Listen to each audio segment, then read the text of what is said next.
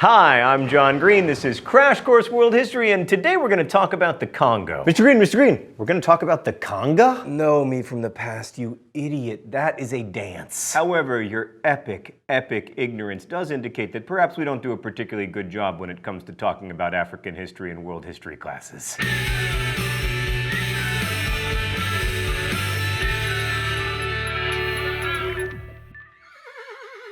So today we're going to look at what happened to the Congo after decolonization, but in particular what happened during the 1990s into early 2000s as Congo, or Zaire, or the Democratic Republic of Congo, was embroiled in what some people have called Africa's World War. European colonization in Africa was generally pretty, bad, but it was particularly terrible in the Congo. There's a great book about it called King Leopold's Ghost, which details the brutality of life under Leopold's Congo Free State and the international efforts to improve things there. Leopold essentially owned Congo, and he ruled it as his private fiefdom from 1884 until 1906, when he was forced to turn over the colony to the Belgian government. From 1906 until independence in 1960, the territory was known as the Belgian Congo, and while the Belgians were far less brutal than Leopold's agents had been, life for the Congolese under Belgian rule was also not good. And then there was this sudden decolonization in the Congo, and in a lot of ways the region was unprepared to become an independent state. Like, the Congo's new leaders didn't have much formal education or leadership experience. There weren't many trained experts in really anything. There were very few college graduates. No one had the skills to run an army or a government or an economy. But I want to be clear, that wasn't the Congo's fault. It was because there weren't educational or leadership opportunities available to Congolese people. In 1965, a former army sergeant and journalist named Joseph Mobutu staged a coup and seized control of the government. Now, he turned out to be a terrible leader, but in his first decade in charge, he did some good stuff. For instance, he hosted the Rumble in the Jungle, arguably the greatest heavyweight boxing match of all time between Muhammad Ali and George Foreman, featuring the famous rope-a-dope. Stan says he did some actually important things and that boxing isn't actually important. Okay, from 1965 to 1975, Mobutu was able to build the economy based on this huge copper boom. And then he destroyed the economy by appropriating most of the local businesses and turning them over to his cronies. He built the first hydroelectric dam in the region, as well as hospitals, and most importantly for his rule, a state television system that could broadcast national pageantry that celebrated Mobutu and his family. Mobutu also changed the name of the country in 1971 from Congo to Zaire, and he changed the name of many colonial cities, like Leopoldville became Kinshasa, Stanleyville became Kisangani, Elizabethville became Lubumbashi, and initially his coup was seen as a positive by many Congolese, but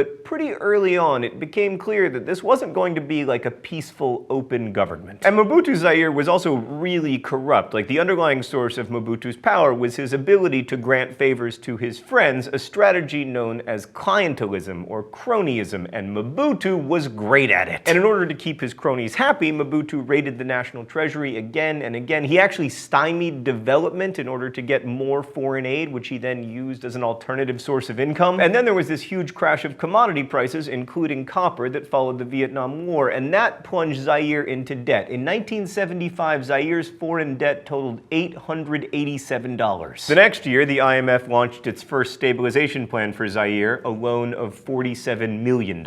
In exchange for that loan, Mobutu agreed to cut public spending, devalue the currency, raise taxes, and put the country's financial house in order. Needless to say, that did not happen. There was a need for more and more and more loans, and by 1990, Zaire's total national debt topped out at $10 billion. But even as Mobutu drove Zaire into decline, there were no serious challenges to his power because opposition was incredibly risky. Critics of the regime faced arrest, torture, exile, at times murder, and in the end, it was outside forces that forced Mobutu from power. So the Rwandan genocide of 1994 is familiar to many Americans, often as an example of the impotence of America in the face of post-Cold War problems, and also because it was horrific. But less well known is the role that these events played in the disintegration of the Congo. So conflict in Rwanda between Hutu and Tutsi people probably predates Rwanda's independence from Belgium in 1962. But the path to genocide began in 1990 when the Tutsi-led Rwandan Patriotic Front began to cross the border into Rwanda from their bases in Uganda. Between 1990 and 1994, approximately 20,000 people were killed and 1.5 million displaced in this conflict. And then in 1994, the plane of Rwanda's Hutu president was shot down, and Rwandan Hutus began murdering Rwandan Tutsis, killing between 800,000 and 1 million people in 3 months. This did not stop the Rwandan Patriotic Front, which in fact increased its attacks on Rwanda, and then under leader Paul Kagame, they succeeded in taking over the country, leading to more than 2 million people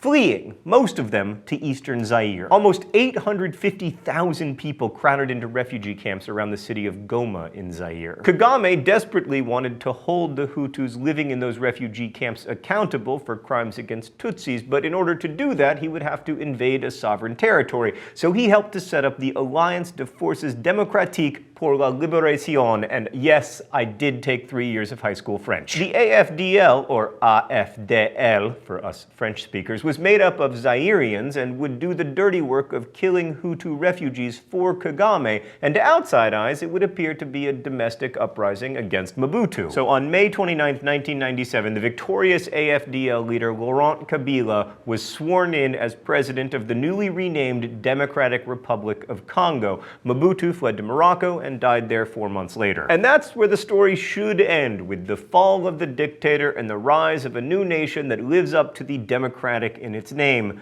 But that did not happen. Between 1997 and 2000, everything in the Congo fell apart and the country descended further into chaos. Kabila's rapid conquest of Zaire and the ouster of Mobutu, along with the killing of hundreds of thousands of Rwandan refugees, was what some call the First Congo War. The Second Congo War was the revolt against Kabila that lasted from 1998 to 2002. Kabila proved inept and authoritarian and an astonishingly poor head of state, but his biggest mistake was expelling the Rwandans who had helped put him into power, which is what started the Second Congo War. Like a lot of conflicts, this isn't a straightforward good versus evil thing, and it's also not a thing with just two sides. There are also a lot of initialisms involved, which makes it a little bit hard to follow, but its basic contours are relatively straightforward. Let's go to the thought bubble. So Rwanda invaded the Congo and nearly took Kinshasa, but Kabila was able to put together a coalition of other countries that saw Rwanda, Uganda, and Burundi as a threat. This coalition, which included Angola and Namibia, stopped the Rwandan advance and the fighting, leading to the Lusaka peace agreement, which, as you might suspect, did not last. The fighting instead shifted to the eastern part of the DRC, especially the rich mining regions of Kivu and Katanga, and pretty quickly,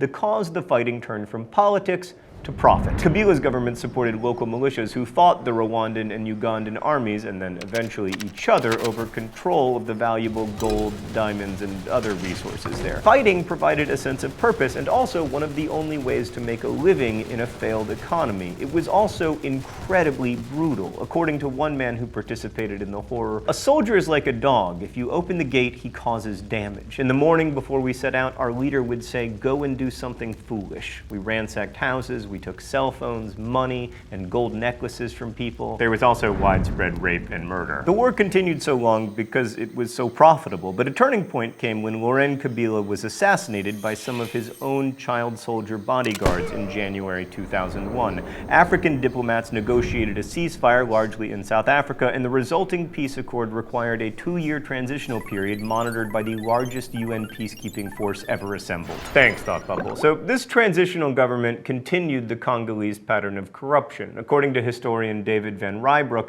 they emulated the abuses of Mobutuism with a zeal that would have startled Mobutu himself. In the absence of an effective central government, nonprofit organizations and local civil society agencies, including Pentecostal churches, stepped in to provide some of the services that governments usually provide. And then on July 30th, 2006, the Democratic Republic of Congo held elections for president and parliament. Now, no single presidential candidate won a majority, and in the runoff election on December 6th, Joseph Kabila, son of Laurent Kabila, became Congo's first democratically elected president since 1960. What kind of democracy elects family dynasties? The Adams, the Roosevelts, the Bushes. We tried to do the Kennedys, but they kept getting assassinated. Sorry, this isn't a particularly funny episode. Even the jokes are dismal. The DRC created a new constitution with checks and balances, a new parliament, and a constitutional court. On paper, it looked good, but Kabila proved to be a ruler in his father's mold. He used violence to silence his main rival and had little control over most of his soldiers. The parliament voted salary increases for themselves while shirking most of the other responsibilities of governing. By 2009, only 5 countries scored lower than the DRC literacy in the UN Human Development Index. Today, 30% of the population is illiterate and 54% have no access to clean drinking water. Now, for many Westerners, this is continued proof of Congo's backwardness, perhaps even hopelessness. And it's true that this region has had tremendous struggles in the 50 years since Europe left more or less overnight, having created an infrastructure that was designed not for a nation-state, but for a colony whose resources were to be extracted for the wealth of the colonizer. But these days, there is a new player in the world of international economic development: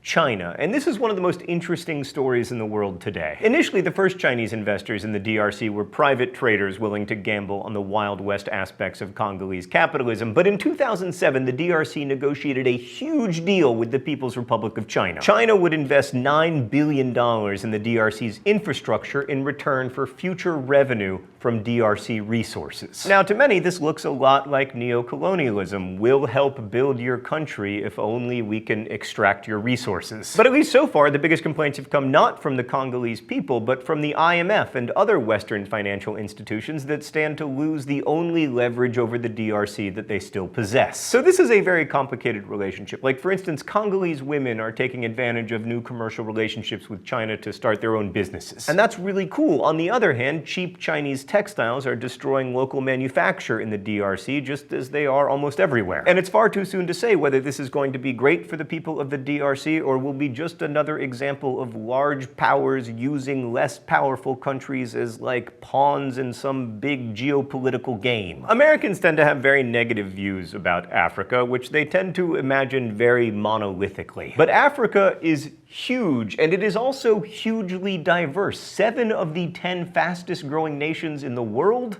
are in Africa. The DRC is not one of them, precisely because of the instability that it has seen in the last 50 years. This is one of the largest nations in Africa, probably the richest in natural resources. It's a magnet for Chinese investment, which will certainly be one of the most important stories in coming decades. And it's played a pivotal role in sub-Saharan African history in the last 50 years. Conflicts in the DRC also led to the largest UN peacekeeping intervention to date, the first joint European Union military action, and the first arrests and trials of the International Criminal Court. So this is a vital place in the world to understand and to study and to pay attention to. The events of the past 50 years in this part of the world are important for Congolese people who have suffered through them, but they're also important for the rest of us. As David Van Rybroek argues, Congolese history has helped to determine and form the history of the world.